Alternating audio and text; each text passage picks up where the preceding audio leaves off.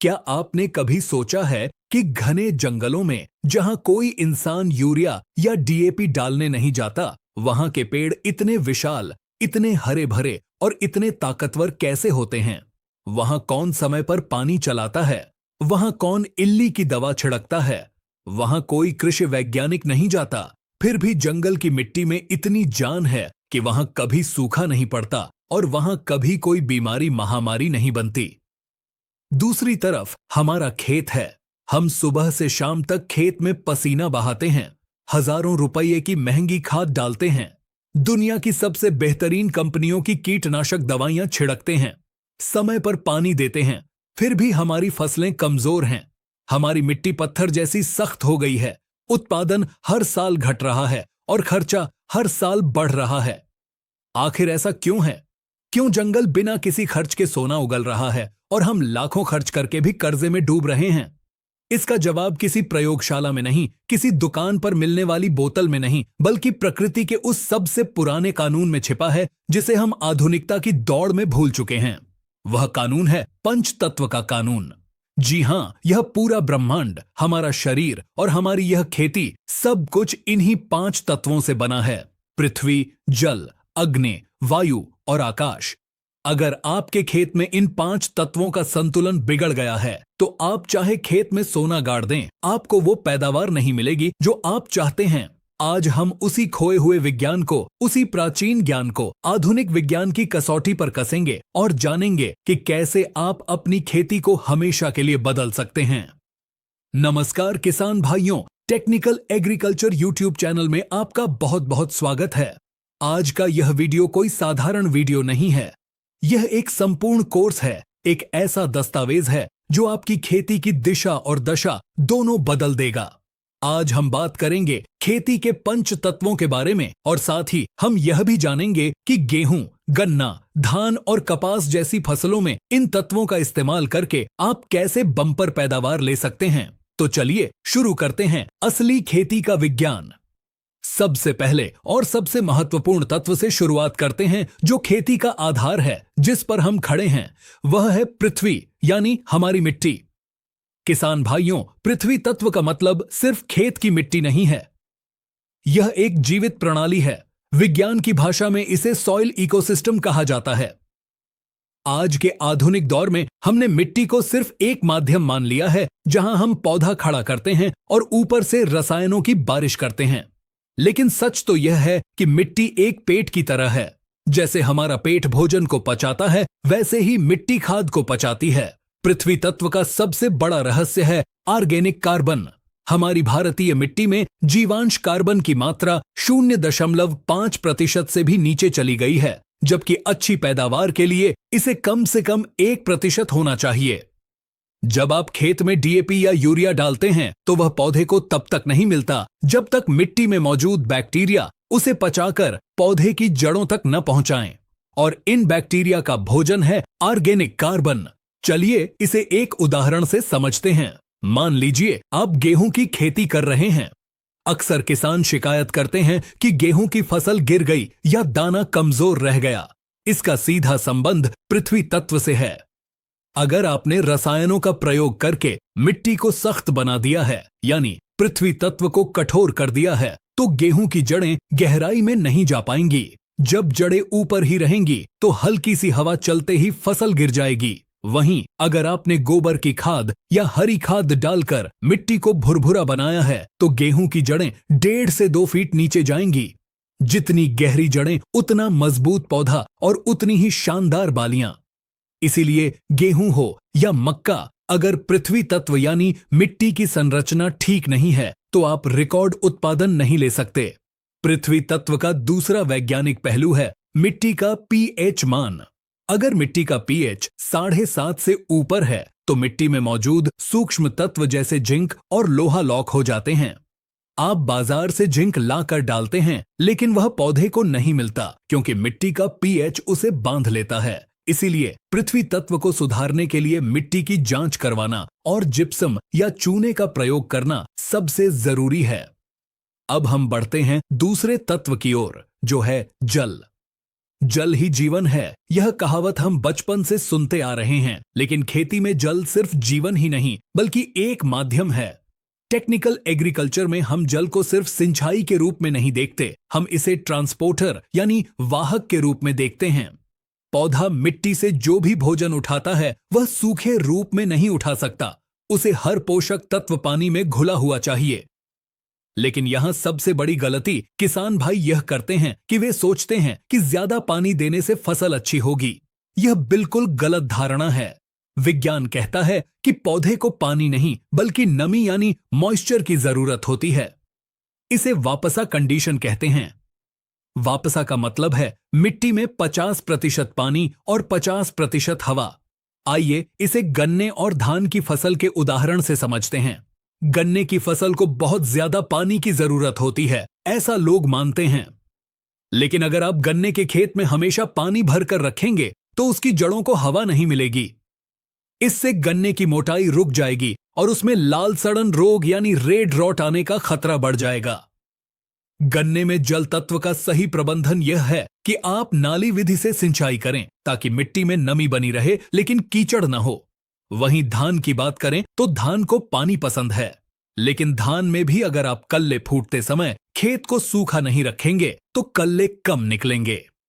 जल तत्व का नियम कहता है कि धान में कल्ले फूटते समय खेत से पानी निकाल देना चाहिए ताकि जड़ों को हवा मिले और पृथ्वी तत्व सक्रिय हो सके। इसे इंटरमिटेंट इरिगेशन कहते हैं। जल तत्व का एक और गहरा तकनीकी पहलू है पानी की गुणवत्ता। अगर आप खारे पानी से, जिसका pH 8 या 9 है, कीटनाशक का स्प्रे करेंगे तो महंगी से महंगी दवा का असर आधा हो जाएगा। इसे हम हाइड्रोलिसिस कहते हैं। क्षारीय पानी दवा के असर को काट देता है, इसलिए स्प्रे करते समय हमेशा पानी का pH सुधारें। तीसरा तत्व है अग्नि यानी सूर्य और तापमान। खेती में अग्नि तत्व का मतलब है ऊर्जा। दुनिया का कोई भी पौधा अपना भोजन मिट्टी से नहीं बनाता, वह अपना 90% भोजन हवा और धूप से बनाता है, जिसे विज्ञान में प्रकाश संश्लेषण कहते हैं। सूरज की रोशनी पत्तियों पर पड़ती है और क्लोरोफिल की मदद से पौधा अपना खाना बनाता है। अग्नि तत्व का संतुलन बहुत नाजुक होता है। हर फसल का अपना एक तापमान होता है। चलिए इसे सोयाबीन और सरसों के उदाहरण से समझते हैं। सोयाबीन एक ऐसी फसल है जो अग्नि तत्व यानी तापमान के प्रति बहुत संवेदनशील है। अगर फूल आते समय तापमान 35 डिग्री से ऊपर चला जाए तो फूल झड़ने लगते हैं और फलियां नहीं बनती। इसे हम हीट स्ट्रेस कहते हैं। वहीं सरसों की फसल में अगर दाना भरते समय तापमान एकदम से बढ़ जाए तो दाना सिकुड़ जाता है और तेल की मात्रा कम हो जाती है। एक टेक्निकल किसान अग्नि तत्व को कैसे मैनेज करता है? वह बुवाई का समय सही चुनता है। अगर आप पछेती बुवाई करेंगे तो फसल को अंत में लू का सामना करना पड़ेगा।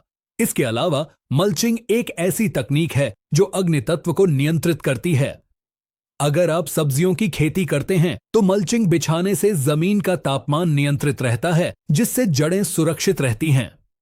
अग्नि तत्व हमें सिखाता है कि मौसम के साथ चलो, मौसम से लड़ो मत। चौथा तत्व है वायु यानी हवा। किसान भाइयों, हम अक्सर वायु को नजरअंदाज कर देते हैं। हमें लगता है हवा तो अपने आप चल रही है, हमें क्या करना है। लेकिन यह सबसे बड़ी भूल है। पौधे के 2 हिस्से होते हैं, एक जमीन के ऊपर और एक जमीन के नीचे। ऊपर वाले हिस्से को कार्बन डाइऑक्साइड चाहिए और नीचे वाले हिस्से यानी जड़ों को ऑक्सीजन चाहिए। अगर मिट्टी सख्त है तो हवा जड़ों तक नहीं पहुंचेगी और जहां हवा नहीं होती वहां हानिकारक फंगस और बैक्टीरिया जन्म लेते हैं। वायु तत्व को सुधारने के लिए खेत की गहरी जुताई और समय समय पर गुड्डाई करना बहुत जरूरी है। आइए इसे कपास और मिर्च की खेती के उदाहरण से समझते हैं। कपास और मिर्च में अक्सर वायरस और रसुचूसक कीड़ों की समस्या आती है। इसका एक बड़ा कारण वायु तत्व का असंतुलन है। जब किसान लालच में आकर कपास के पौधे बहुत पास पास लगा देते हैं तो पौधों के बीच से हवा नहीं गुजर पाती। जब हवा नहीं गुजरती तो वहां उमस पैदा होती है और इसी उमस में सफेद मक्खी, थ्रिप्स और इल्ली पनपते हैं। टेक्निकल एग्रीकल्चर का सुझाव है कि आप लाइन से लाइन की दूरी बढ़ाएं। अगर आप कपास में दूरी 4 फीट रखते हैं तो हवा आर पार होगी, पत्ते सूखेंगे नहीं और बीमारी कम आएगी। वायु तत्व का सही इस्तेमाल करके आप कीटनाशक का खर्चा 50% तक कम कर सकते हैं। हवा को अपना काम करने दें। जिस खेत में हवा का प्रवाह अच्छा होता है वहां फंगस टिक ही नहीं सकती। पांचवां और अंतिम लेकिन सबसे रहस्यमयी तत्व है आकाश। आकाश का मतलब सिर्फ ऊपर वाला आसमान नहीं है। संस्कृत में आकाश का मतलब होता है खाली स्थान या स्पेस। खेती में आकाश तत्व का मतलब है संतुलन और अवकाश। क्या हम अपनी धरती को कभी आराम देते हैं? एक फसल कटी नहीं कि दूसरी बो दी, दूसरी कटी नहीं कि तीसरी बो दी। हम धरती का दोहन कर रहे हैं। आकाश तत्व कहता है कि जमीन को भी रिकवरी के लिए समय चाहिए।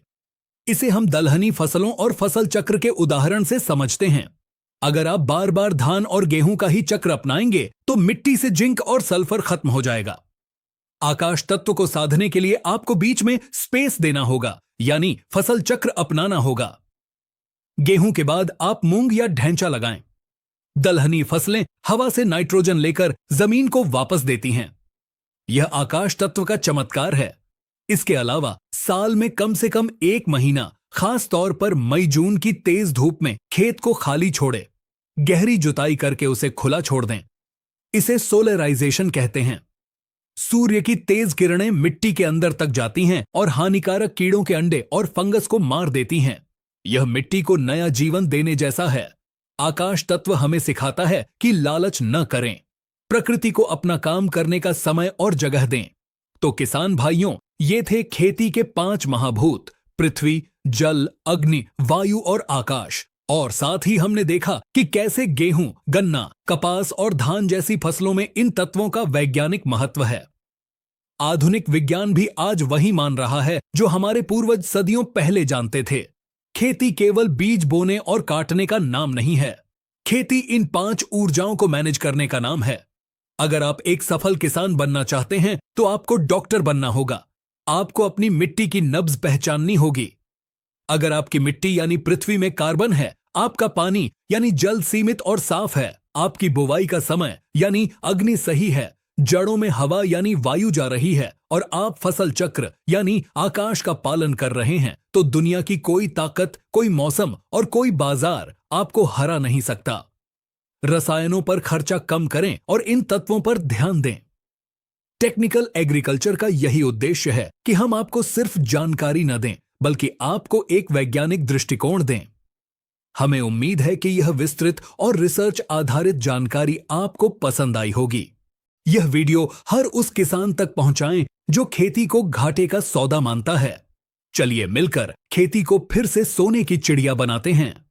अगर आपके मन में इन तत्वों को लेकर या किसी विशेष फसल को लेकर कोई भी सवाल है तो नीचे कमेंट में जरूर लिखें। हम आपके हर सवाल का जवाब देने की कोशिश करेंगे।